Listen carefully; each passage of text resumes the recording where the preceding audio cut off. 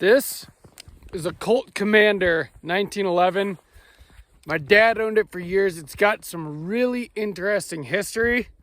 The ammo I've gotten here is probably about as old as the gun. So we're gonna see how it runs today.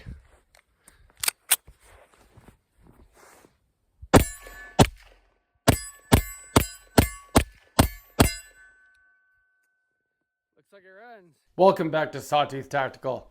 Today I've got a very special video for you guys.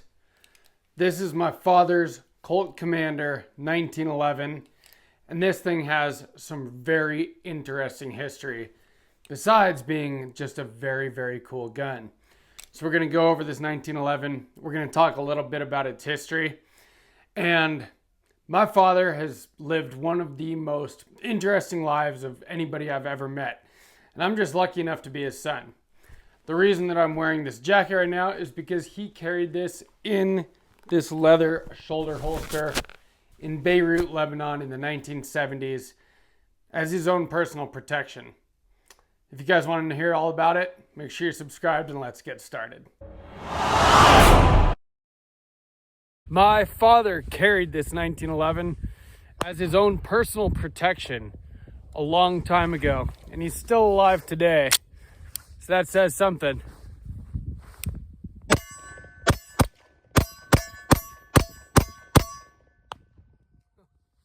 it runs good. So with the jacket off, let me take this shoulder holster off as well and show you guys this whole setup that my dad carried. So this is a quick draw leather shoulder holster, and it carries this Colt Commander 1911. This is a Series 70 Colt, chambered in 9mm. The rounds that are in it might be almost as old as the gun, but this thing is in very nice condition. And that's because my younger brother Peter had it re-blued for my dad a few years ago as a present to him. And I took it out shooting, and the thing ran absolutely perfectly. You guys already know how much I love 1911s. Well, I guess like father, like son.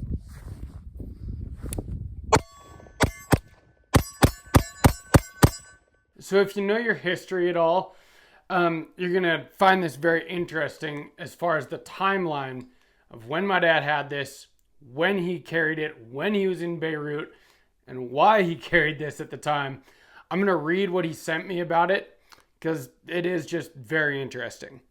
So this Colt 9mm 1911 Commander and quick draw shoulder holster was given to my father when he was transferred to Beirut, Lebanon in September 1972, 1 week after the 1972 Munich Olympic massacre of Israeli athletes by Palestinian terrorists. So this was in 1972. If you guys remember the massacre at the Munich Olympics, Palestinian terrorists killing Israeli athletes, and then we see what happened on October 7th of this last year, just a couple months ago, Palestinian terrorists killing Israelis again, and now we've got this giant conflict going on. Well, this conflict has been going on for 50 years. It's actually been going on for hundreds of years. My dad worked in the Middle East and Europe for the next few years on a variety of adventures, and usually wore a Burberry trench coat with an extra space created under his left arm for this weapon.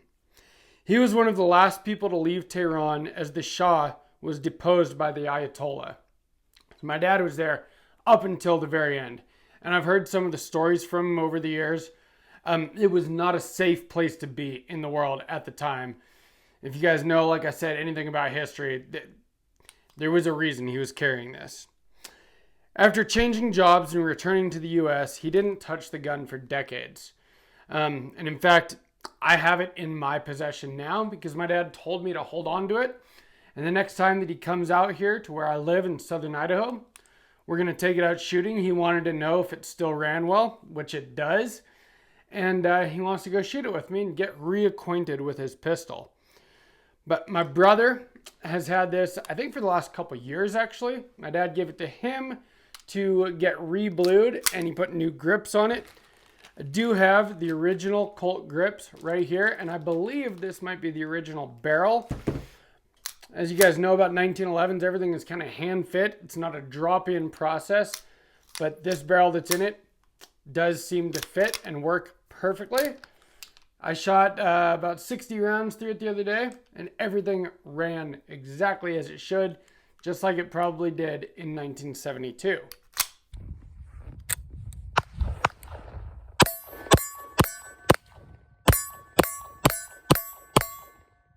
Now at this point, this is a family heirloom with, the way my dad puts it, a history that can never be told. Although one thing that he did tell me is that if guns could talk and people heard the stories, they would be horrified. And that is because this gun was actually used as his personal protection in those years in a very dangerous part of the world. And although in this channel we have a lot of fun with guns, that is what they're for, is protecting yourself, your family, your home. And that's what my father used this for. And it obviously did its job because he is alive today. This is a very classic looking 1911. It doesn't have all the modern features that shooters look for these days, but it is exactly what it's supposed to be, and it's absolutely beautiful.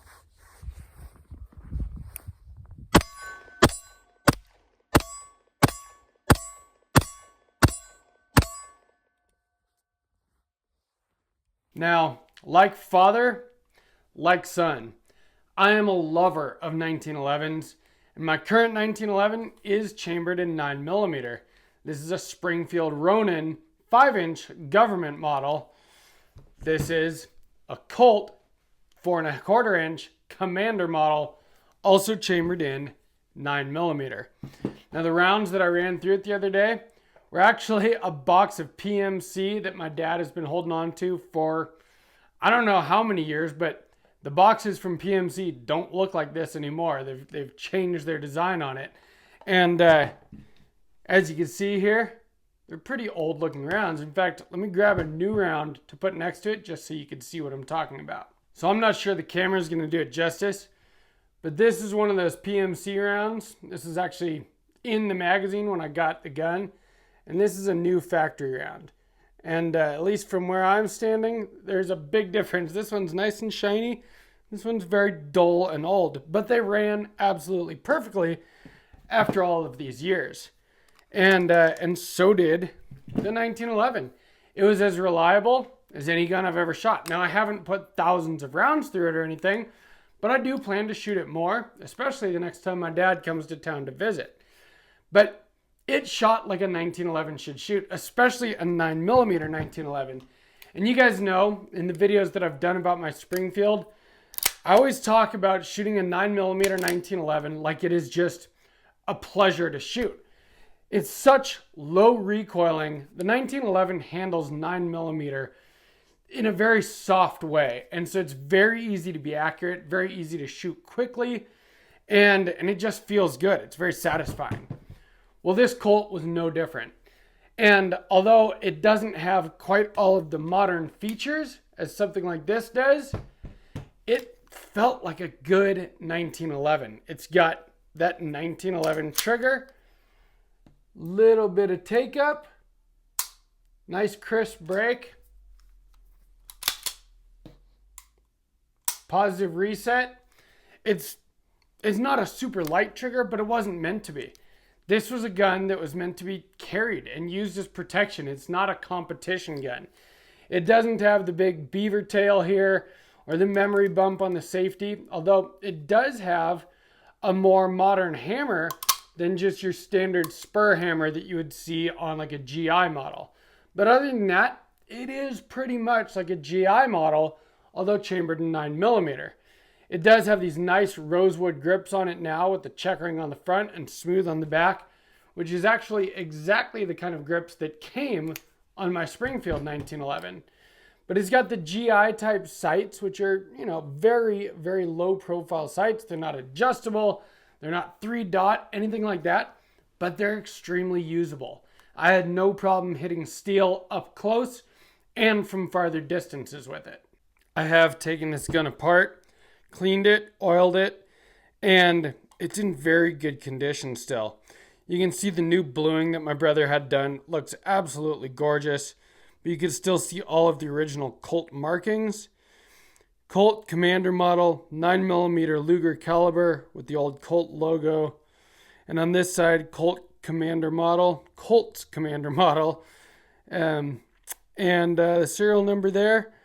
And it just looks absolutely gorgeous. Stainless steel barrel. It is a Series 70, so there is no, block for the firing pin inside it, which makes for the nice trigger pull.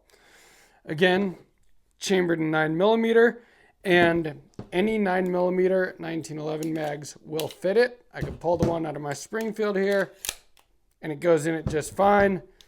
And the Colt mag will work in my Springfield just fine. So it is, a standard 1911. Now it does have just your standard low profile thumb safety on here instead of the new style of extended safety that we see on a lot of them. But this safety is very positive. It clicks into place. There's no play in it, even after all of these years. Mag release works great. The ergonomics of the 1911 are just fantastic to me. I love the grip angle.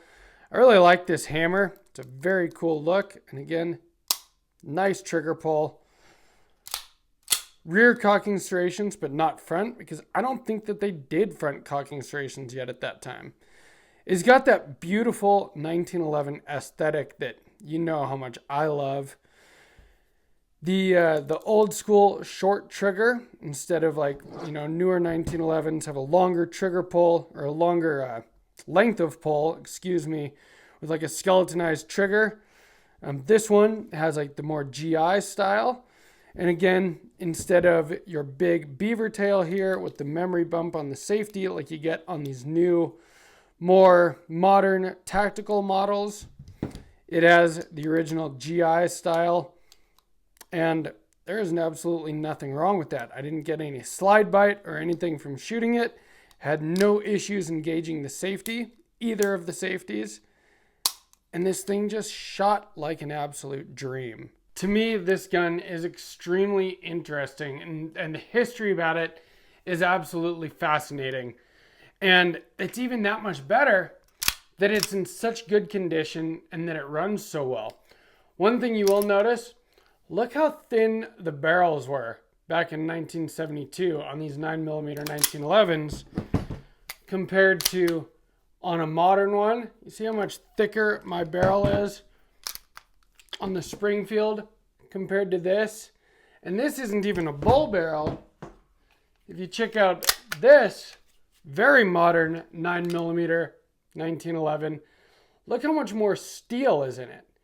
But they both shoot the exact same caliber, 9mm, and obviously this barrel holds the pressures of the 9mm round just fine. But again, it's less about the gun and more about the history. I find it fascinating that when I got into guns, my favorite pistol is the 1911. I love the aesthetic of it. I love the way they shoot, the way they point. I feel like I can shoot a 1911 better than most other handguns. And so I just find it fascinating that when it came down to what my dad actually carried back in the day, it was a 1911. So maybe that's kind of just a DNA thing that got passed down to me. I'm not sure. But I do think that it's very cool. There's something really, really nice about a Commander size 1911, especially one chambered in 9mm. It's a nice compact gun, but it shoots like a 1911, which you guys know me. That's my favorite.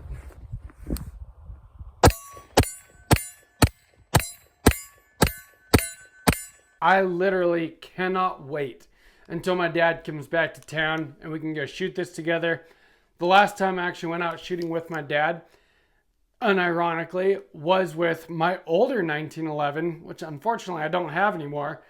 But it was the Springfield mil-spec, which is modeled exactly after a GI 1911 and actually very close in appearance to what this is, although it was chambered in 45 ACP. And after all these years, I set up a steel target, and my dad was still a very good shot. showing me that he obviously got some practice. And it's one of those things, people always talk about shooting skills as a skill that degrades if you don't use it. But obviously, even after all these years, my dad's shooting skills were pretty good, which I believe says something about what his skills were when he was actually using a firearm regularly.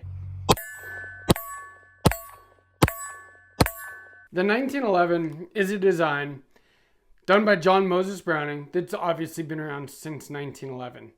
And I think it's so cool that generations after generations have used the 1911 to protect themselves very effectively. That my dad used the 1911 to protect himself, that I shoot a 1911 regularly, and that the gun that I trust the most with my life is a modern 1911. This gun is very special to me, especially just being that it was my dad's gun, that he carried it all those years ago. I got to give it to my brother for refinishing it, rebluing it. It looks absolutely gorgeous, and it shoots just great.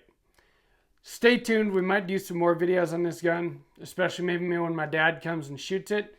Maybe we'll get a little bit more to the story. We'll see how much he's willing to divulge. If you guys enjoyed this video, please like and subscribe to Sawtooth Tactical. Leave me a comment down below. Tell me what gun your father carried, because a lot of people get into guns because of their dads. And so I would love to hear your stories. And from Sawtooth Tactical, stay strapped or get clapped.